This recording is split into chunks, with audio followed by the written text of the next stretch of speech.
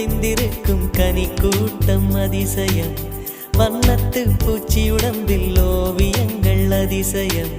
துளை செல்லும் காற்றும் மெல்லிசையாதல் அதிசயம். குருநாதர் இல்லாத குயில் பாட்டு அதிசயம். அதிசயமே அசந்து போகும் நீ எந்த அதிசயம்.